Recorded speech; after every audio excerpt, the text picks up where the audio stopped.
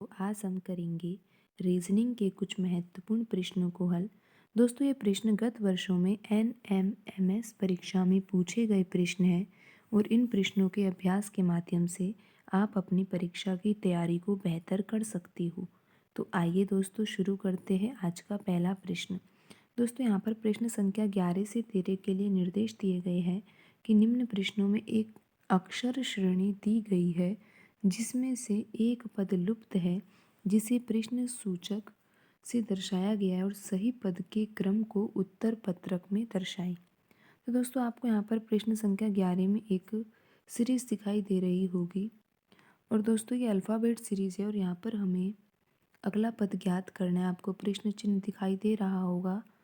इस सीरीज में आने वाला अगला पद हमें ज्ञात करना है। तो दोस्तों पहले हमें इस सीरीज को समझना होगा कि ये सीरीज किस आधार पर लिखी हुई है, फिर हम यहाँ पर ये पता लगा पाएंगे कि यहाँ पर अगला पद कौन सा आएगा। तो दोस्तों अल्फ़ाबेट सीरीज से संबंधित प्रश्नों को हल करने के लिए हमें सर्वप्रथम अल्फ़ाबेट को लिख लेना चाहिए जिससे प्रश्न जल्दी से हो जाए हमारा और प्रश्न सही भी हो जाए।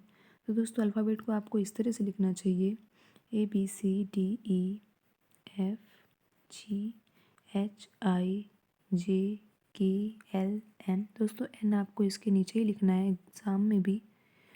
PQRSTUVWXYZ। तो दोस्तों अब आप यहाँ पे देखो कि यहाँ पर ओ लिखा हुआ है और पहला पहला देखो अल्फ़ाबेट ओ पी, इधर दूसरे वाले पद का भी पहला अल्फ़ाबेट, फिर क्यू दोस्तों, यहाँ पर आर और फिर यहाँ पर प्रश्न चिन्ह आप लगा सकते हो। दोस्तों हमने यहाँ पर प्रत्येक पद का पहला पहला अल्फ़ाबेट लिया है। अब हम यहाँ पर देखते हैं कि आगे आने वाला जो पद है वो क्या होगा दोस्तों। तो आप यहाँ पर देख सकते हो कि पहले ओ लिखा हुआ है और ओ के बाद दोस्तों पी लिखा हुआ है, फिर क्यू लिखा हुआ है और फिर आर लिखा हुआ है और फिर दोस्तों क्या आएगा अगला पद एस आएगा। तो दोस्तों आप इसको वैसे भी आसानी से कर सकते हो। देखो यहाँ पर दोस्तों यहाँ ओ लिखा हुआ है, फिर पी, ओ के बाद पी तो आता है ओ पी क्यू आर। तो दोस्तों पहला जो यहाँ पर जो पद है उसका पहला अल्फ़ाबेट एस होगा। दोस्तों अब आप दूसरा अल्फ़ाबेट देख सकते हो, टी लिखा हुआ है, टी के बाद यू लिखा हुआ है, TUVW और डब्लू के बाद आता है दोस्तों एक्स। तो दोस्तों आप देख सकते हो यहाँ पर पहला ऑप्शन तो हमारा आंसर होएगा नहीं क्योंकि उसमें तो SY हो गया। दूसरा ऑप्शन भी नहीं होगा क्योंकि उसमें पहला जो अल्फ़ाबेट है वो टी लिखा हुआ है जबकि हमारा पहला अल्फ़ाबेट एस आ रहा है। तो दोस्तों अब हमारा आंसर ऑप्शन 3 और ऑप्शन 4 में से हो सकता है, लेकिन हमें सही उत्तर लाने के लिए यहाँ पर तीसरा अल्फ़ाबेट भी ज्ञात करना होगा। तो दोस्तों आप यहाँ पर देख सकते हो कि यहाँ पर जो ई लिखा हुआ है तीसरा अल्फ़ाबेट, फिर एफ़ लिखा हुआ है, EF, यहाँ पर GH। तो दोस्तों आगे आने वाला अल्फ़ाबेट क्या होगा, आई होगा। दोस्तों ये सीरीज़ में दिए गए बिल्कुल कोई एक भी पद नहीं छूटा हुआ है। तो इसका सही आंसर दोस्तों SXI होगा। ऑप्शन 4 में आपको दिखाई दे रहा है SXI। दोस्तों ऑप्शन 3 और ऑप्शन 4 में केवल जे और आई का ही अंतर है और हमारा जो आंसर आया उसमें तीसरा अल्फ़ाबेट आई आया है। तो चौथा ऑप्शन जो है वो हमारा सही आंसर होगा। तो आइए दोस्तों अब अगला प्रश्न करते हैं। अगला प्रश्न है प्रश्न संख्या 12 दोस्तों। दोस्तों ये भी अल्फ़ाबेट सीरीज से संबंधित ही प्रश्न है और इसमें हमें अगला पद ज्ञात करना है। उससे पहले हमें ये समझना होगा कि पहले दिए गए पद किस आधार पर लिखे हुए हैं। तो दोस्तों अल्फ़ाबेट तो आप लिख ही लीजिए क्योंकि दोस्तों यहाँ पर गैप दे रखा है। जो पिछला सवाल था ना दोस्तों उसमें बिल्कुल भी गैप नहीं था कि जैसे ओ के बाद पी आ गया, तो इसको तो आप वैसे भी कर सकते हो बिना अल्फ़ाबेट लिखे ही। लेकिन दोस्तों यहाँ पर आप देख पा रहे होंगे कि डी के बाद पहला अल्फ़ाबेट यहाँ पे फिर एच दे रखा है, यहाँ एम दे रखा है। तो दोस्तों आपको ABCD लिख लेनी चाहिए, ABCDEFGHIJKLM। यहाँ नीचे दोस्तों NOPQRSTUVWXYZ। तो दोस्तों आप यहाँ पर देख सकते हो कि यहाँ पर DEF लिखा हुआ है। ये तो बिल्कुल सीरीज़ में ही दे रखा है दोस्तों। तो आप यहाँ सोच सकते हो कि DEF, ये 3 अल्फ़ाबेट लिखे हुए हैं पहले पद में। फिर दोस्तों यहाँ पर देखते हैं कि जो ये एफ़ है डी ई एफ तो हो गया दोस्तों, फिर एफ के बाद यहाँ पर एच लिखा हुआ है, आप देख सकते हो दूसरे पद में यहाँ पर एच से शुरू हो रहा है, एच आई से लिखा हुआ है। तो अब ये देखते हैं कि एफ के बाद एच किस तरीके से आए। दोस्तों आप देख सकते हो जी को छोड़ दिया गया है और फिर लिख दिया गया है यहाँ पे क्रम अनुसार एच आई से। ठीक है दोस्तों, फिर अब देखते हैं कि जे के बाद कैसे लिखा हुआ है। जे के बाद दोस्तों एम लिखा हुआ है, तो आप देखो कि जे के बाद एम लिखा हुआ है तो यहाँ पर दोस्तों दो अल्फ़ाबेट छोड़ दिए बीच में और फिर लिख दिया एम एन ओ। दोस्तों ये तीन अल्फ़ाबेट लिख दिए। तो दोस्तों आपको सीरीज समझ में तो आ ही रही है। यहाँ पे पहले डी ई एफ लिखा गया, फिर एक अल्फ़ाबेट छोड़ दिया जी, फिर एच आई जे लिख दिया, फिर यहाँ पर दो अल्फ़ाबेट छूटे हुए। तो दोस्तों अब हमें अगला पद ज्ञात करना है। तो आप सोच सकते हो कि यहाँ पर हमने एम एन ओ तक यहाँ पर फिनिश कर दिया, तो अब हमें तीन अल्फ़ाबेट छोड़ने होंगे, क्योंकि हमने पिछले पद में देखा आपने कि के एल दो पद छोड़े थे, दो अल्फ़ाबेट छोड़े थे। तो यहाँ पर दोस्तों हमें तीन अल्फ़ाबेट छोड़ने होंगे। तो हम पी क्यू आर को छोड़ सकते हैं। पी क्यू आर को छोड़ने के बाद हमारा जो आंसर दोस्तों होगा, ये आगे आने वाले तीन अल्फ़ाबेट हमारा आंसर होगा एस टी यू। और दोस्तों आप यहाँ पर देख सकते हो कि एस टी यू कौन से ऑप्शन में। दोस्तों आप यहाँ पर देख सकते हो कि ऑप्शन जो एक है उसमें एस टी यू ही लिखा हुआ है। तो दोस्तों आप समझ गए होंगे कि इस तरह के प्रश्नों को किस तरह से हल करना चाहिए। अब हम करते हैं दोस्तों अगला प्रश्न, क्वेश्चन नंबर 13। तो दोस्तों यहाँ पर आप देख सकते हो, यहाँ पर लिखा हुआ है ए फिर बी फिर डी। तो गैप है दोस्तों इसमें, तो हमें ए बी सी डी लिख लेनी चाहिए इसमें। तो दोस्तों ए बी सी डी लिखने से आपका सवाल सही हो जाता है और गलत नहीं होता है।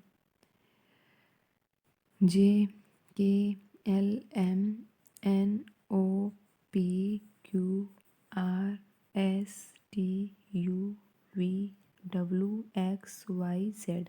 तो दोस्तों आप यहाँ पर देख सकते हो ए के बाद लिखा हुआ है पहला पहला अल्फ़ाबेट। अगर आप देखो तो आपको यहाँ पर दिखाई दे रहा होगा, पहले में ए लिखा हुआ है, फिर दूसरे पद में बी लिखा हुआ है, तीसरे पद में डी है और जो चौथा पद है उसमें प्रश्न चिन्ह का स्थान है। दोस्तों हमने यहाँ पर प्रत्येक पद का पहला पहला अल्फ़ाबेट ले रही है, तो हमें यहाँ पर जो ये अज्ञात पद है इसका भी पहला अल्फ़ाबेट हमें पता लग जाएगा। दोस्तों यहाँ पर ए है दोस्तों, फिर बी है, बिल्कुल भी गैप नहीं है, फिर बी के बाद डी है। तो दोस्तों आप समझ सकते हो यहाँ पर एक अल्फ़ाबेट का गैप दे दिया है, सी को छोड़ दिया है दोस्तों यहाँ पर। फिर दोस्तों आप यहाँ पर थोड़ा सोच सकते हो कि अगर यहाँ पर ए और बी के बीच में कुछ भी नहीं छोड़ा और बी से डी के बीच में एक अल्फ़ाबेट छोड़ दिया, तो हम यहाँ पर ये सोच सकते हैं कि डी के बाद हमें दो अल्फ़ाबेट छोड़ने होंगे। लेकिन दोस्तों शर्त यह है कि हमें आगे के को भी देखना पड़ेगा कि के जो है वो तीन अल्फ़ाबेट छोड़ने के बाद आ रहा है या नहीं। क्योंकि दोस्तों आप यहाँ पर देख पा रहे हो कि ए और बी में कोई अल्फ़ाबेट नहीं है, बी और डी में एक है। तो यहाँ पर अगर दो का गैप आएगा तो फिर यहाँ पर दोस्तों तीन का गैप आना चाहिए।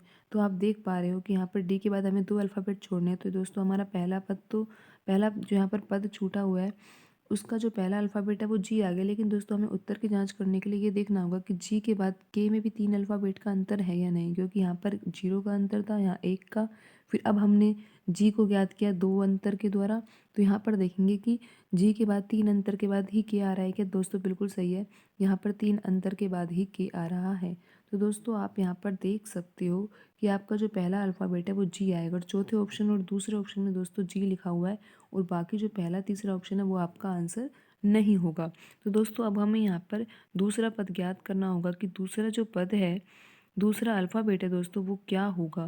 तो दोस्तों आप यहाँ पर देख पा रहे हो कि वाई लिखा हुआ है, उसके बाद वी लिखा हुआ है और दोस्तों फिर आर लिखा हुआ है, फिर प्रश्न चिन्ह है। दोस्तों आप यहाँ पर देख पा रहे हो कि यहाँ पर जो दूसरा अल्फ़ाबेट है वो वाई है, फिर वी है, फिर आर है और फिर प्रश्न चिन्ह का स्थान। दोस्तों आप ध्यान रखना कि जी जो है वो हमारा पहला अल्फ़ाबेट आ चुका है, तो हमारा आंसर दूसरा और चौथा में से ही होगा। दोस्तों वाई है, वी है, आर है। दोस्तों अब हम यहाँ पर दूसरा अल्फ़ाबेट ज्ञात करेंगे, तो वाई वी आर यहाँ पे प्रश्न चिन्ह और दोस्तों फिर यहाँ पर जी लिखा हुआ है। दोस्तों आप यहाँ पर देख पा रहे हो कि वाई के बाद वी लिखा हुआ है, दो अल्फ़ाबेट बीच में छोड़ दिए गए हैं। फिर वी के बाद यहाँ पर आर लिखा हुआ है। दोस्तों आप यहाँ पर भी देख सकते हो क्योंकि ये सीरीज उसी से ली गई है। दोस्तों यहाँ पर तीन अल्फ़ाबेट छोड़ दिए गए हैं। फिर अब आप सोच सकते हो कि यहाँ पर दो छोड़े हैं, यहाँ पर तीन, तो आगे आने वाले पद में चार छोड़ने होंगे। दोस्तों आर यहाँ पर लिखा हुआ है, आर के बाद हमें चार अल्फ़ाबेट छोड़ने हैं। तो आप देख सकते हो कि हमारा जो पद आएगा वो एम आएगा। दोस्तों यहाँ पर एम आएगा। दोस्तों अब हमें आगे ये देखना होगा कि एम और जी में 5 का गैप होना चाहिए, क्योंकि आपने देखा आर और एम में 4 का गैप है, तो एम और जी में 5 का होना चाहिए। दोस्तों आप देख सकते हो कि यहाँ पर 5 अल्फ़ाबेट छोड़ने के बाद हमारा आंसर जी आ पा रहा है। देखा दोस्तों, तो आपको समझ में आ गया होगा कि पहला जो अल्फ़ाबेट था वो हमारा जी आया था, दूसरा चौथा ऑप्शन में से हमारा आंसर हो सकता था।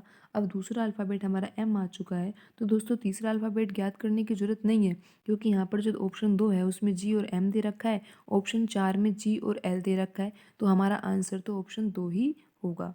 तो दोस्तों यहाँ पर जो सही आंसर है वो आपका ऑप्शन 2 होगा। दोस्तों आज की वीडियो में इतना ही, मिलते हैं अगली वीडियो में। धन्यवाद दोस्तों।